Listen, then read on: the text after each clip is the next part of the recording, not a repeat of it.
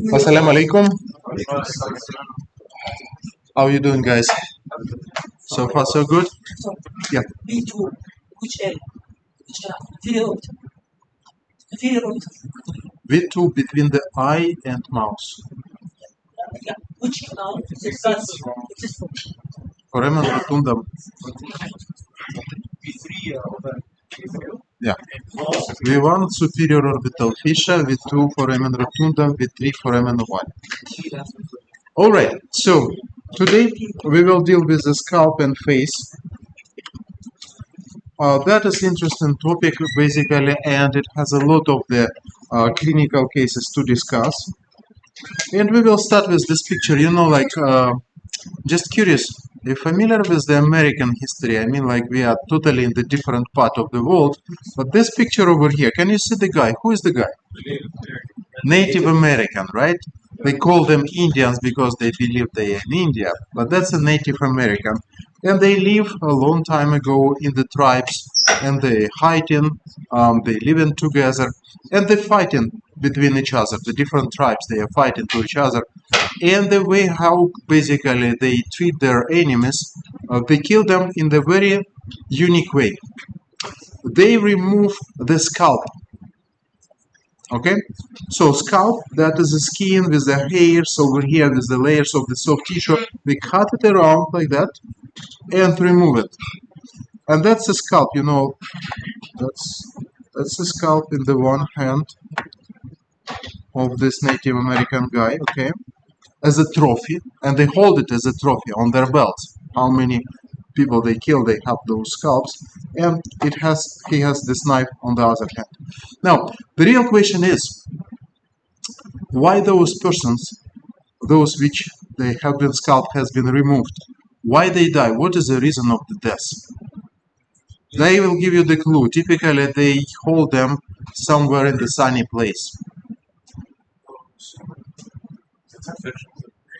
Infection, they die within a couple of hours. Infection cannot spread so fast.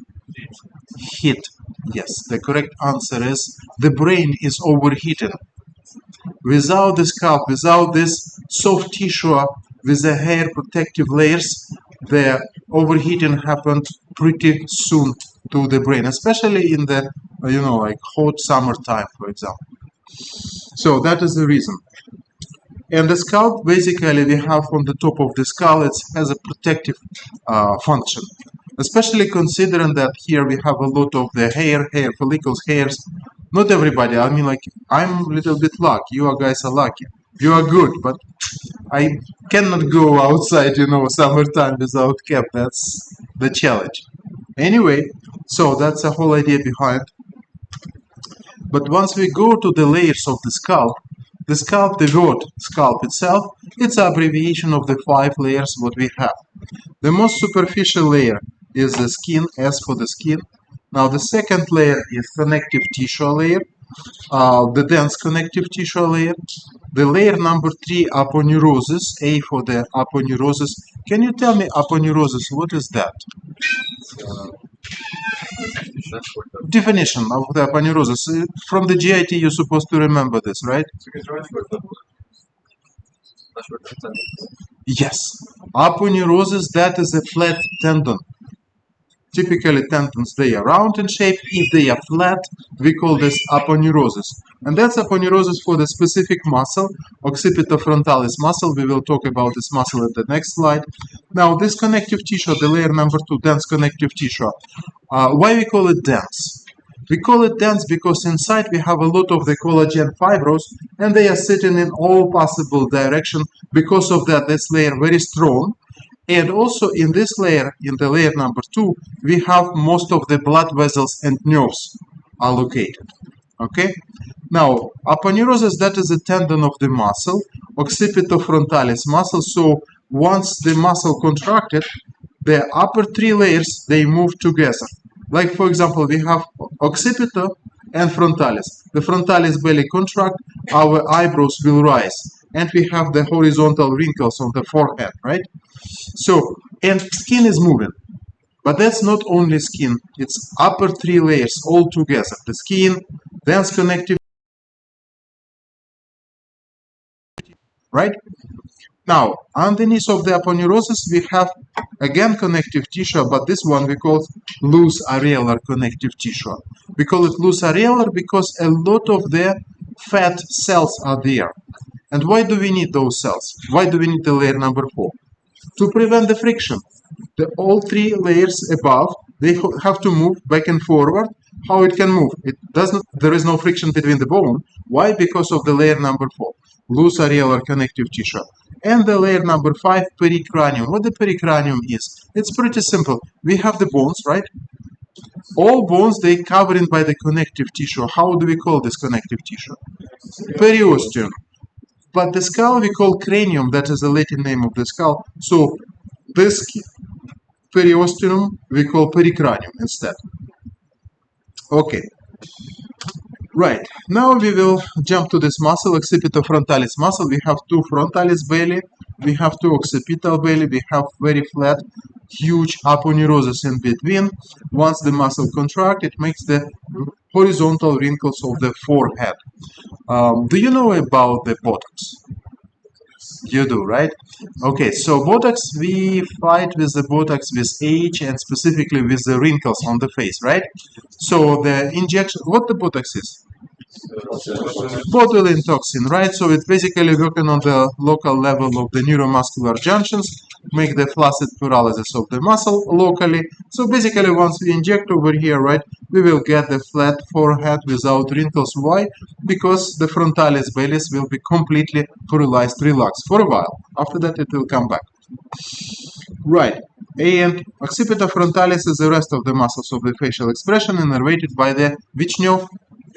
Facial nerve, cranial nerve number 7. Very well. Right. Now one by one, layer by layer. So the first one, skin. And skin contain a lot of the sweat glands. What for we need sweat glands? Right. Exactly. For the heat dissipation, right? So the sweat evaporate and basically the local temperature will be decreased. That's why. Now we have a lot of the hairs for the same reason. The hair, they basically, if they, not like me, but if you have like really nice hair, they have the air trapped inside, the air pad. And air pad is really good in the isolation of the heat. You know, like even in the buildings, we have the attic sometimes, and in this attic, basically we have the air which disconnect the outer environment and inner room, right? So to make the isolation, the heat isolation. The same thing we can say about the hairs. If you have a lot of the hairs, the air inside trapped there prevent the direct connection and prevent the overheating of the brains.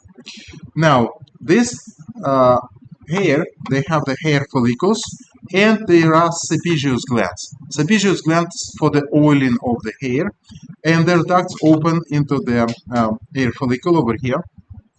Sometimes those ducts become blocked. And if they become blocked, we call the sebaceous cysts. Sebaceous cysts, they are relatively common. You can see it through the entire body. They look like that. Just black dot sitting in the middle of the skin, you can easily remove it. Not a problem at all, right? Unless it will be huge. That's pretty rare. This photo is actually pretty rare. So you can see the huge sebaceous cyst in the top of the head of this guy. Now, how do I know that is a sebaceous cyst? Maybe that's a tumor. What will be the test? Right. The sebaceous glands, they are sitting within the skin. If the cyst is moving along with the skin, we can safely assume that is a sebaceous cyst. If it doesn't, if it perforates, if it grows deeper, that will be the tumor. Right. Now, superficial scalp lacerations. You can see the scalp lacerated pretty often, specifically once we're talking about kids. I mean, like kids in the playground, you know, they can fall. It's a typical story, right? So basically, it happened a lot. And what is unique, if it is the superficial scalp lacerations which go through the layer number 4, through the skin, and through the layer number 2, dense connective tissue, you can see that the borders of the wound are pretty close. The wound is not gaping. Why? Because underneath in the layer number 3 we have aponeurosis, which essentially tendon and tendon is really, really strong, so it holds together the margins, but the wound will severe bleeding. Why? Most of the blood vessels sitting in the layer number 2. Now, the bleeding can be stopped with a regular bandage. It's not a big deal unless the patient is unconscious. If the patient is unconscious and nobody is taking care about the patient, the bleeding happened for the long time and the patient can die because of that. Now, why the bleeding does not stop itself? I mean, like most of the cases, you cut your finger, not the artery, but somewhere. You get a little bleeding and it will eventually stop itself. You don't do anything pretty much. Why is that? Yeah, blood vessels will constrict and the clot formation has happened and which essentially block there. It does not happen in this case.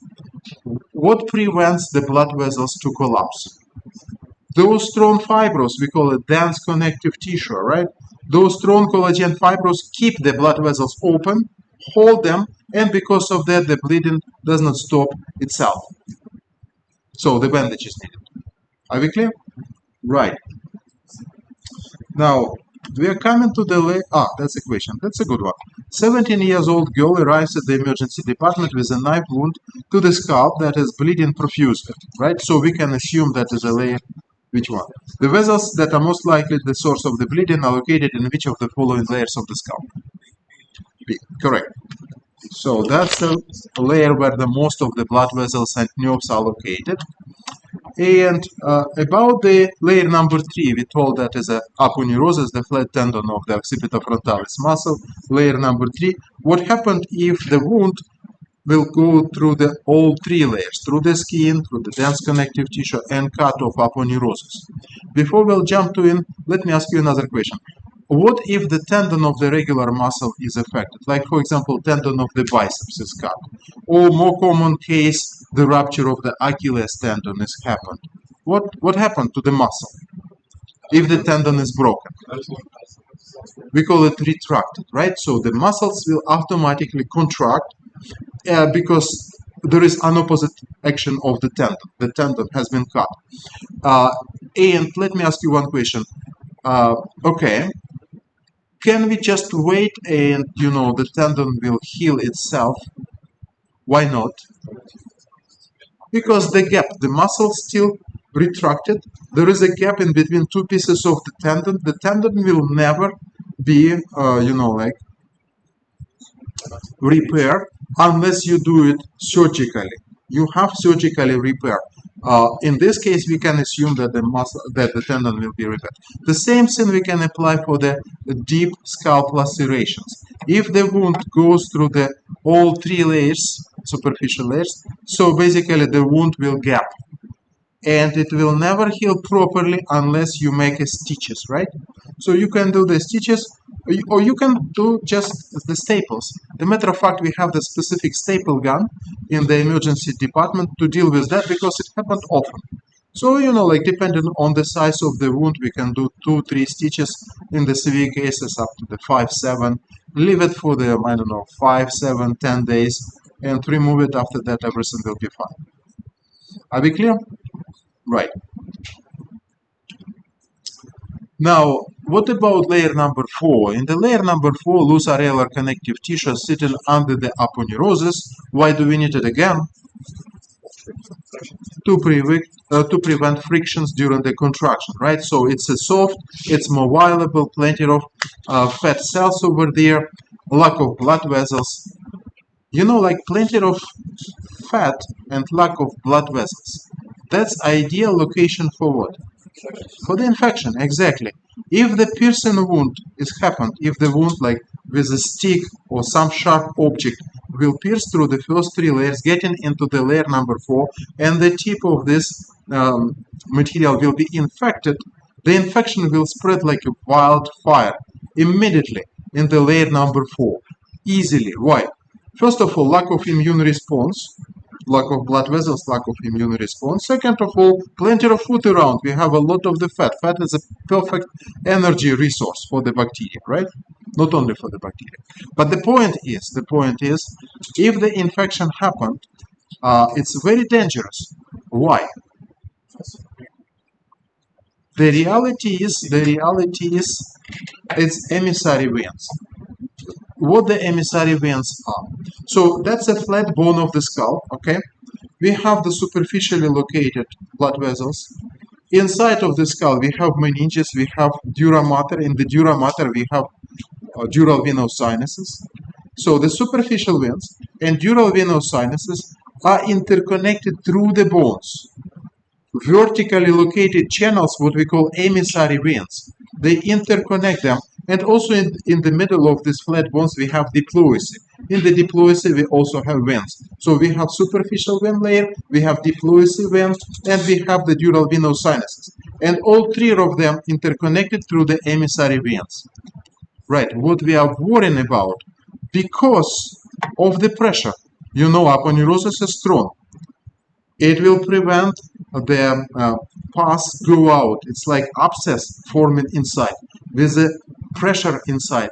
And because of the pressure, this infected material can drain with the deoxygenated blood through the emissary veins, getting into the cranial cavity, causing meningitis. That's what we are worried about. Now, could you tell me how do we treat such infection? Should we give the antibiotic pills and forget about it? Yes, we have to drain the pus, most importantly.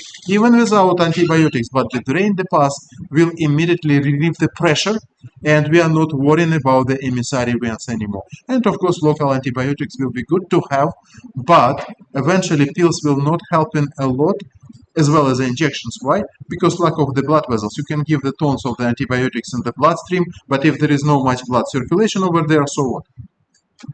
Okay, are we clear about this? So drainage, that's the most important stuff to do. Right, and the layer number 5, periosteum, or we call it pericranium, around of the skull. And this is a cephalohematome or cephalohematome. What is that? It's basically hematome which is sitting between the periosteum and outer layer of the bones of the skull. It happened because of the difficult childbirth, typically happened in the parietal area. So once the head of newborn, like friction a lot close to the bones of the maternal canal, it causes the compression of the periosteum, and in the periosteum we have a lot of the blood vessels. So there is a bleeding between the periosteum or pericranium, more correct to say, and outer surface of the bones. And we can get the hematome like that. What is unique about the cephalohematome? That is a shape. The pericranium, as a periosteum, the pericranium covering the bones, but they joined with the sutures in between the bones. So other way to say, the hematome cannot cross the borders of the one bone. So it perfectly stay in the shape of the one bone, and most likely that is which bone? Parietal bone. So what will be the shape of the cephalohematome? Is it round in shape? No, it's like quadrate in shape, on the shape of the parietal bone. That's the first clue. Second clue, if you do the CT scan, and you can see that's a perfectly shaped brain inside, we have the nicely located skull bones of the skull, and we can see the hematome sitting outside. So that's a cephalo or cephalohematome. So what we're gonna do with the cephalohematome? The answer is tricky. The answer is nothing. With the cephalohematome, we don't have to worry about in the 2-3 week times it will disappear itself. There is no any infection there. There is sitting inside, full of blood. It will gradually disappear. Are we clear? That's again, the condition is pretty common. Right. And we are done with the scalp, the upper area. And we are talking now about the face. Could you tell me what the face is? I mean, like, empirically, you all know what it is, but can you give me the definition of what the face is? Right, that's anterior part of the head. Anterior part of the head we call face. Face play the important role in our life in many ways.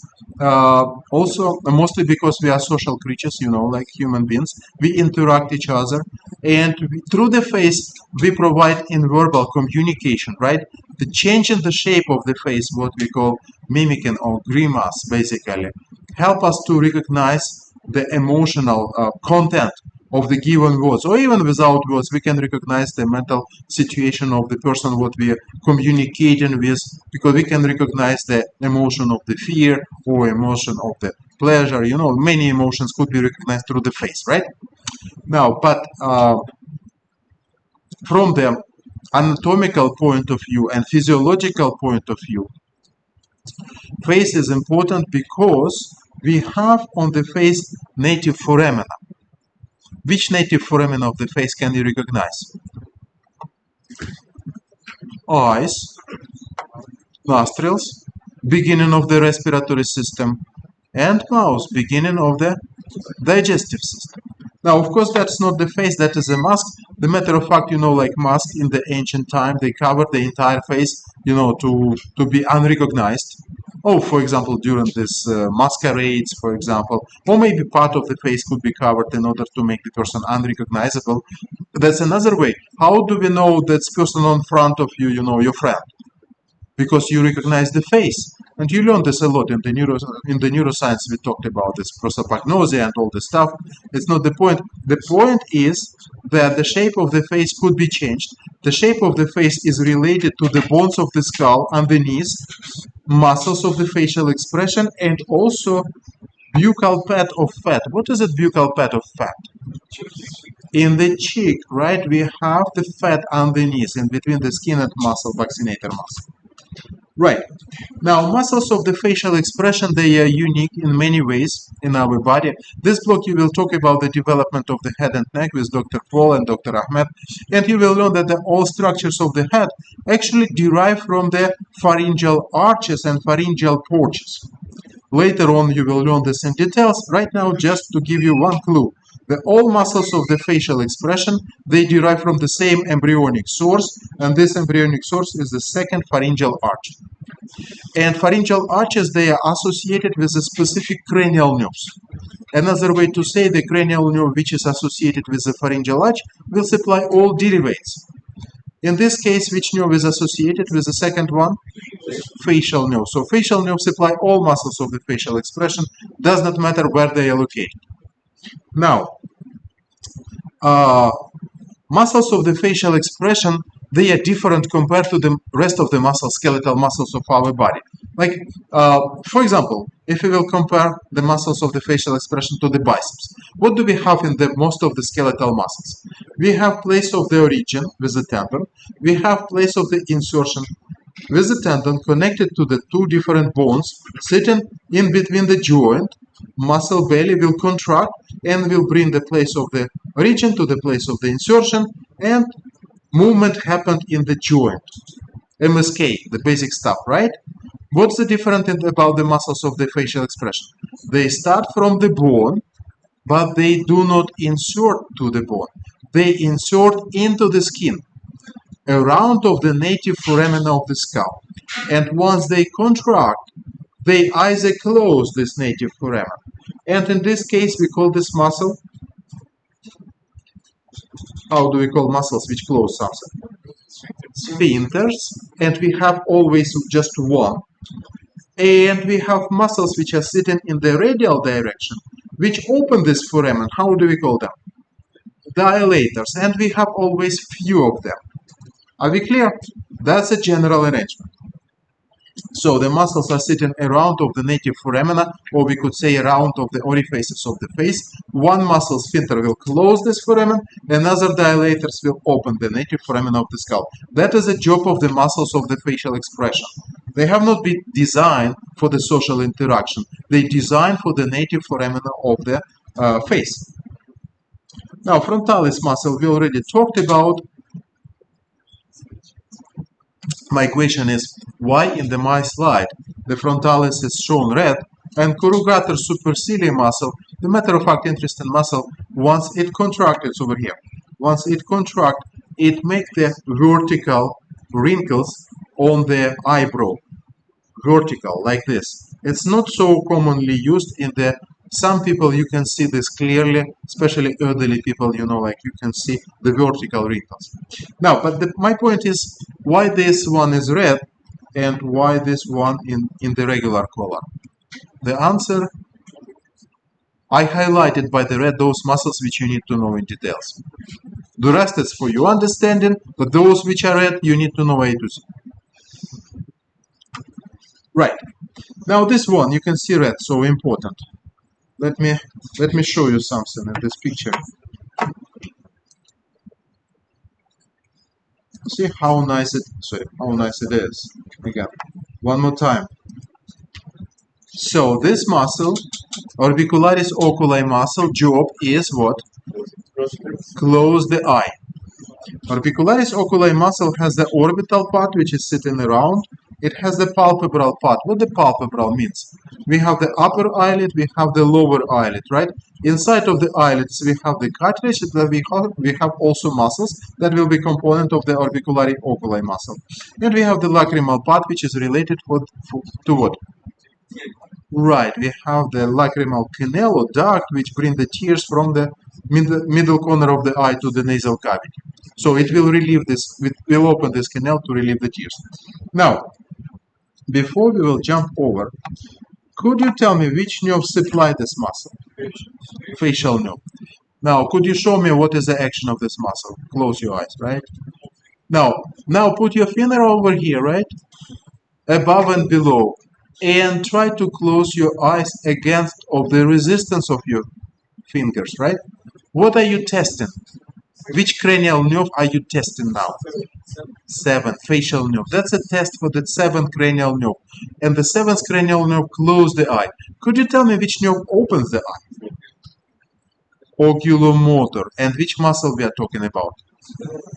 Levator palpebrae superior muscle. So levator palpebrae superior muscle, we can open our eyes, cranial nerve number 3, cranial nerve number 7, close the eyes. That's orbicularis oculi muscle.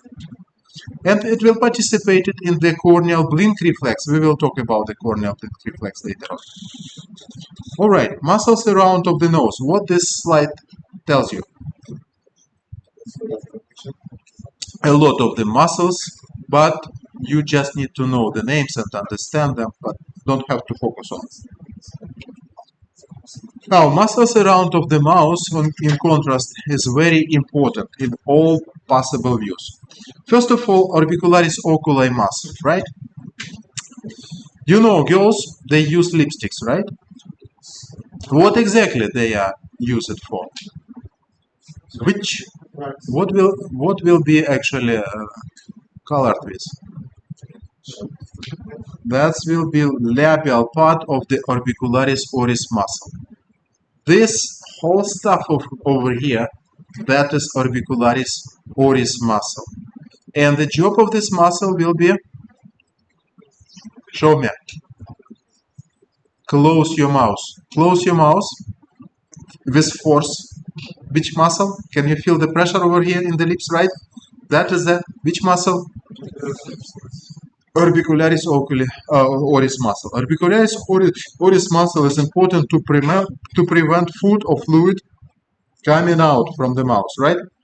The patients with the Bell's palsy. What the Bell's palsy is? Facial paralysis, right? They have the dripping of the saliva from the corner of the mouth. Why does it happen? The weakness of which muscle?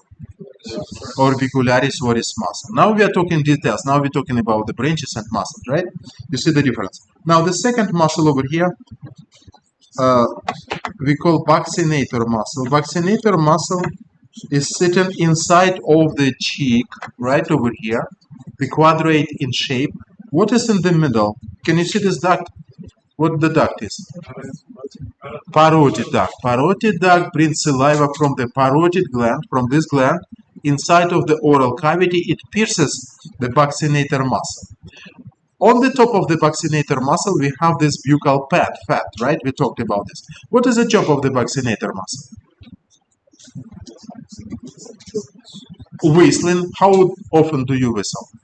Not too much, right? It's also suckling. How do you often suck? Not regular base, but if we're talking about the babies, if we're talking about the newborns, we are all mammals, right? How do we feed our babies? With the milk, right? And newborns, they are suckling the milk. Now, newborns, they have the pretty faces. Why?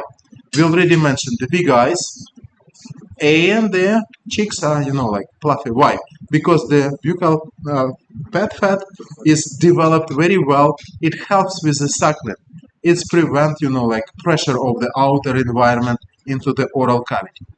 Okay, that is all nice. But what about the Bell's palsy?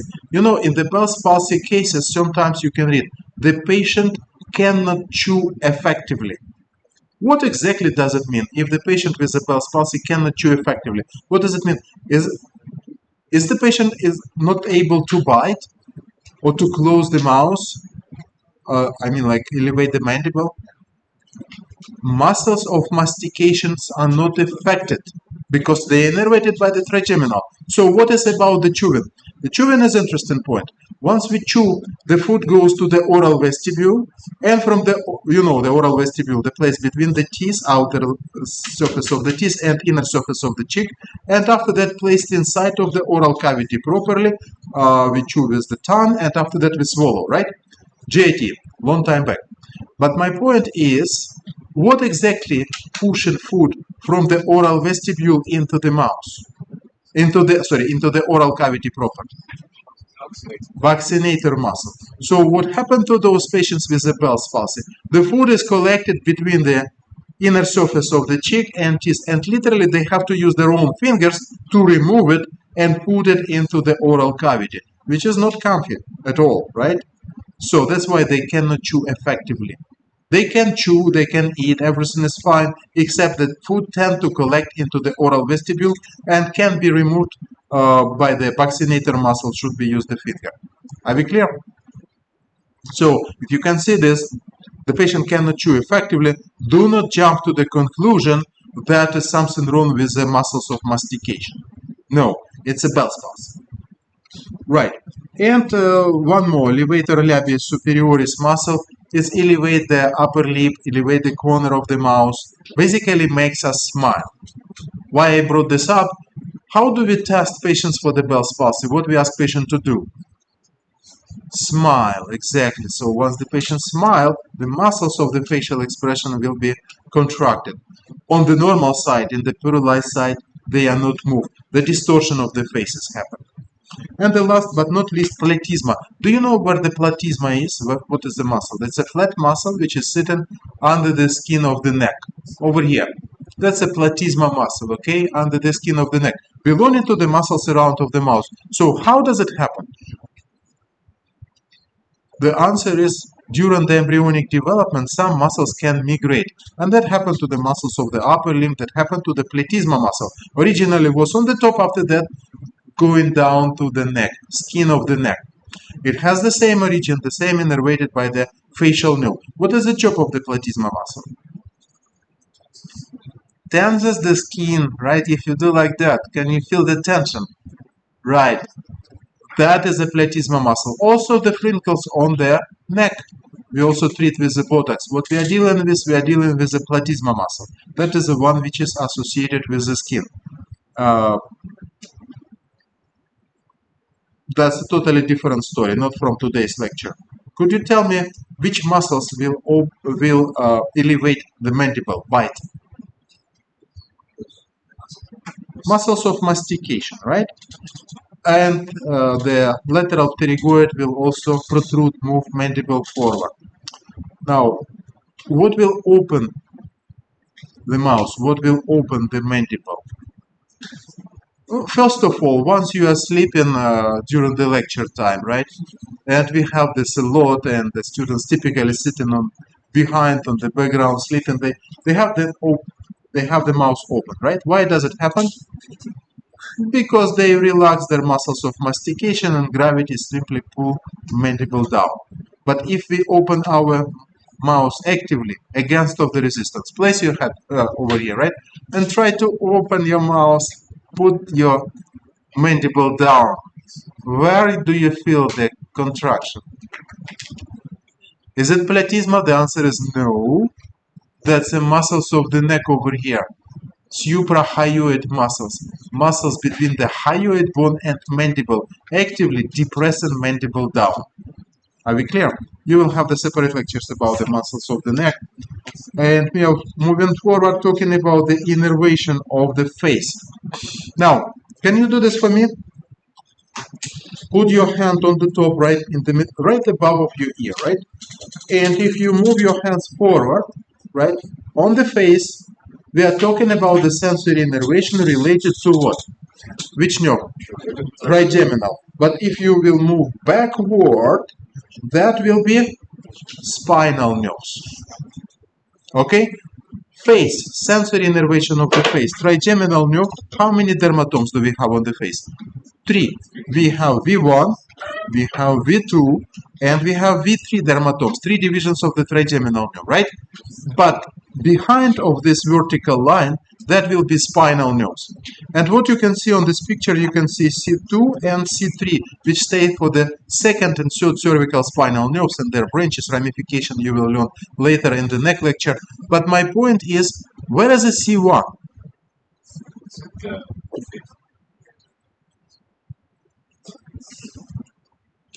And I told you in the neuroscience, we do have 31 spinal nerves, but we have only 29 dermatomes. Why? Because first and last has no sensory component at all. C1 purely motor nerve to supply muscles of the suboccipital region. It has no sensory component. That's why C2 and C3. Are we clear? Now, today we are talking about the face. So basically what we are talking about, that in the face we have V1, V2, V3, and the only exception is the angle of the mandible. That's the angle of the mandible, right? This place has a dual innervation. We have here trigeminal nerve, and we have here this one, the greater auricular nerve. It supplies the lobes of the auricle, angle of the mandible, and part of the parotid gland. That's the only exception area of the face which also get innervated by the spinal nerves. Specifically, you have to remember greater auricular nerve. Okay? Right, now about the arterial supply of the face. Arterial supply of the face is simple. We have the artery which we call facial artery. Facial artery is a branch of the external carotid artery. On the level of the Adam apple, the common carotid artery splits by two: internal carotid, which will run through the carotid canal to supply the brain, and external carotid to supply everything else. The third branch of the external carotid we call facial artery. The next lecture, don't miss it, we will talk about entire blood supply of the head and neck. So the facial artery, very tortuous artery, runs across the mandible. After that gives the superior inferior lateral branches, runs toward the middle corner of the eye, and here we call it angular artery. So it supplies the face. And also we have this one, we have transverse facial artery, which is a branch of the superficial temporal artery. Now, we do have the anastomosis for the arterial collateral circulation. We talked a lot about this in the MSK. Once around of the joints, we have these networks, few arteries are connected to provide collateral circulation. We have the same connections between the external and internal carotid arteries. One of the anastomosis is sitting in the corner of the eye, middle corner of the eye, between the dorsal nasal artery, which is a branch of the ophthalmic, which is a branch of the internal carotid, and we have the angular artery from the facial artery. But more importantly, if we talk about the venous drainage from the face, clinically important, we have the facial vein runs along with the facial artery. You know, like in these pictures, it's nice. The veins are blue, the arteries are red. Is it the same way do we have in the cadavers? No. So how we can recognize which is a facial vein, which is a facial artery? Artery is very tortuous, round in shape. The vein is sitting nearby, but it is flat and more straight. Okay, so facial vein, superficial temporal vein, and retromandibular vein. Retromandibular vein, let's guess where we can find the retromandibular vein. Behind the mandible. Retro means behind. Now, this one is extremely important, the dangerous triangle of the face. We'll talk a lot about the cavernous sinus infection. That's a cavernous sinus. We have two ophthalmic veins. Superior and inferior ophthalmic veins runs through the superior orbital fissure. Now, superior ophthalmic vein is interconnected with the angular vein. In case of the infection of the face in this triangle, we call this dangerous zone, right? Furuncle, carbuncle, something else infection can block the facial vein, and the blood flow will be in the opposite. Normally, the blood flow will go down.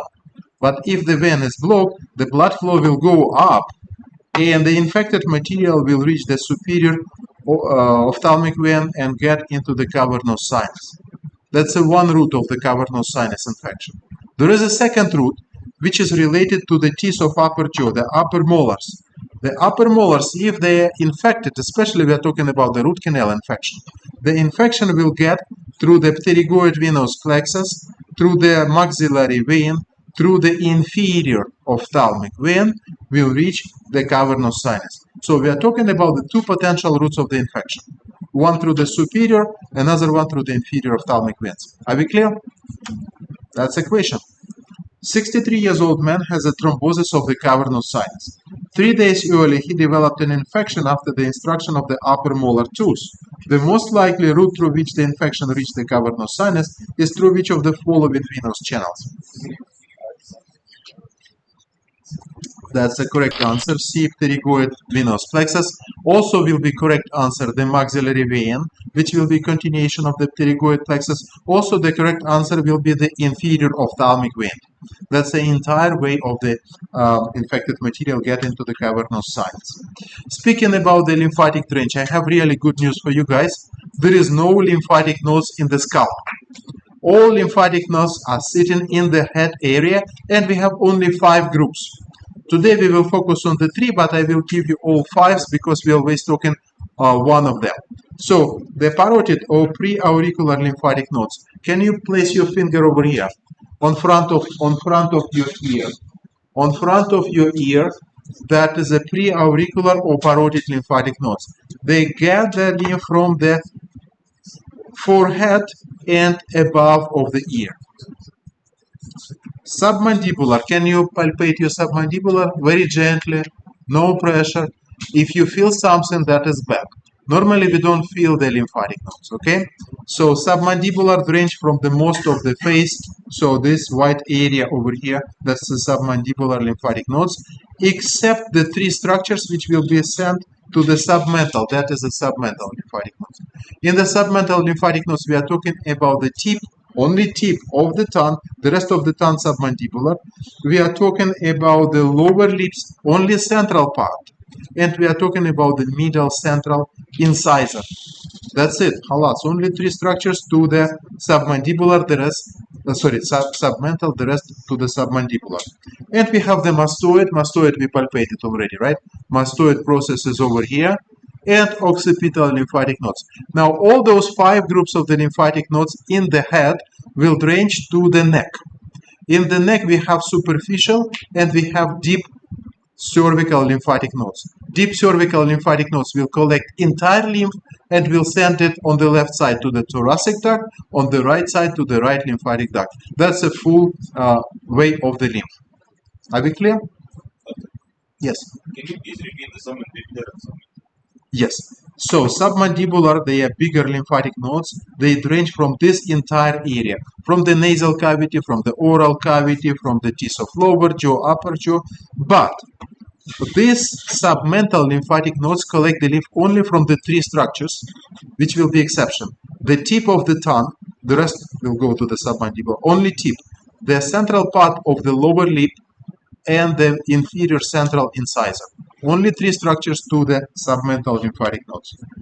Right, facial nerve, you pretty much know everything about the facial nerve, and you will have the separate lecture with Dr. Ahmed next week about the facial nerve. So basically you will review all the ramifications of the facial nerve. Briefly speaking, facial nerve, mostly motor nerve to supply muscles of the facial expression. We have the sensory component which supply what? Anterior 2/3 of the tongue, and we call this chorda tympani branch. And we have parasympathetic branches to supply all glands of the head, with one exception. What will be exception? Parotid gland. Very true. Now, could you tell me where the facial nerve is exiting from the skull? Where the facial nerve is exiting from the skull? From the skull. Say it. Stylomastoid foramen. It entering the bone it exiting the cranial cavity into the inside of the temporal bone, but exit from the skull over here, stylomastoid foramen. Now, once the facial nerve is exiting, it's purely motor nerve. There is no other components, just the motor axons. And those axons immediately will ramify to the to supply the stylohyoid and posterior digastric muscles. And after that, will enter into the parotid gland, capsule of the parotid gland, and split there into the 5 terminal branches. The matter of fact, facial nerve, even it's sitting inside of the parotid gland, it has nothing to do with the parotid gland. It doesn't supply parotid gland in any way. Now, the 5 terminal branches which ramify from the capsule of the parotid gland, the temporal branch is sitting above of the eye, the zygomatic is sitting right below the eye, the buccal branch in the middle of the cheek, the marginal mandibular branch on the margin of the mandible, and cervical will go to platysma down. Are we clear? How we can memorize this? To Zanzibar by motor car. Have you been to Zanzibar? I didn't. But I can tell you for sure you cannot get by motor car to Zanzibar. Why? Because Zanzibar is an island. No way you can reach there by the car. But for the memorization, it's nice, right? All right. Now, the Bell's palsy, manifestations of the Bell's palsy. Can you tell me which side of this patient is paralyzed? Left or right? Left or right? You are looking on the patient, whereas your right hand will be left side of the patient. Which side is paralyzed? The left side is paralyzed. This one. This one is paralyzed. The patient was asked to smile. On the right side, the patient is capable to smile. The left side of the face is totally paralyzed. That is a Bell's palsy. Are we clear? Left and right, the most difficult questions in the neuroscience, I'm telling you. Anyway, so the clinical signs, the manifestation, the patient is not capable to close the lips. Which muscle is paralyzed? Orbicularis oris muscle. That's why the saliva is dripping down. The patient is not able to close the eyelids. Which muscles is paralyzed? Orbicularis oculi muscle. And because of that, the patient will have not lubricated the dry eye. Even the tears are there, but they evaporated because the eye is open constantly. The patient cannot close the eye. Okay? Cannot close the mouth. That is a Bell's palsy. Okay? Our patient is not able to whistle or chew effectively because food will be collected there. That's a vaccinator muscle involved. Right? The distortion happened to the opposite side of the face. The matter of fact, I don't know, did you see the patients with the Bell's palsy? I have one of my friends suffering from the Bell's palsy, and that was the complication after the flu. Yeah, the regular flu, not COVID, regular flu, and he got the Bell's palsy, and he suffered like a month. The Bell's palsy, as a flu, severe complications of the flu, we are treating with a high dosage of the glucocorticoids, steroids, right? But, he smiles exactly like that. And the matter of fact, he asked, guys, whatever you do, don't make me smile or laugh. And you know why? I was not aware.